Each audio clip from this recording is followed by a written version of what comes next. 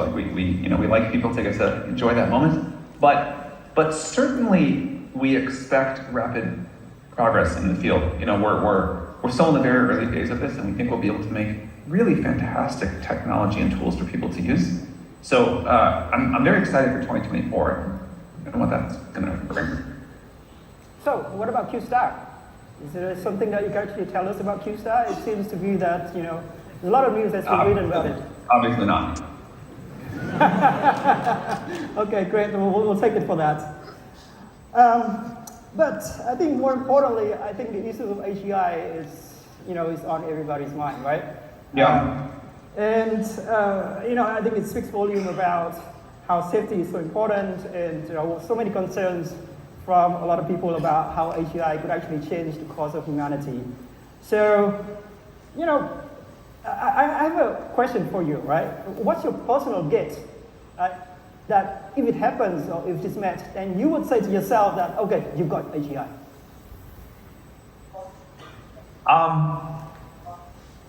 I think it's become a very ill-defined term. For me, once it can help humans make faster scientific progress beyond, to a sufficient degree, that's very AGI-like. But I think the definition means very different things to different people, and as we get closer, that matters more and more. Okay, but AGI comes with so much power, right? And of course, we all realize that, and especially since the release of ChatGPT just over a year ago. And by the way, congratulations on the first birthday of ChatGPT, which basically was just last week.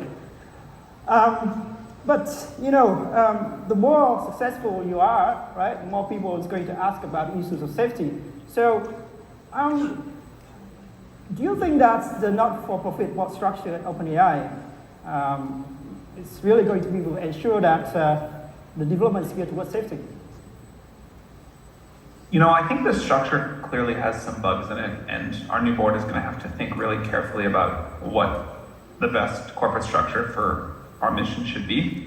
But what I think I can say with confidence is that the people of OpenAI really care a lot about safety and figuring out how to get there, and I think they've done excellent work. Okay, thank you for that. If you don't mind, then let's talk a little bit about open source, right? Yeah. Because also over the last 12 months, we've witnessed a really growing community behind open sourcing AI models and its development. So, for example, there's the emergence of the AI Alliance by Meta and IBM. It certainly suggests a growing desire towards open science and open source AI. So, I was wondering, what role OpenAI will play in terms of promoting transparency, collaboration, and responsible AI development. And do you think that open source AI development will actually be safer? I think open source totally has a place in the ecosystem. It's not the only thing to do, but it's exciting to us. We want to support it. We've done a lot of open source stuff. We'll do more in the past. I think it's important, and you should expect to see more open source models from us as time goes on. That'll be fantastic. Great.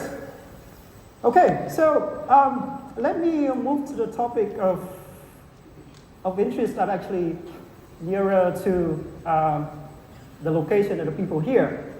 The context is that Vietnam is a country of almost 100 million people. The economy has been doing well. Its location is in Southeast Asia. Yeah. Southeast Asia is certainly, considered one of the economic regions with the fastest economic growth rates.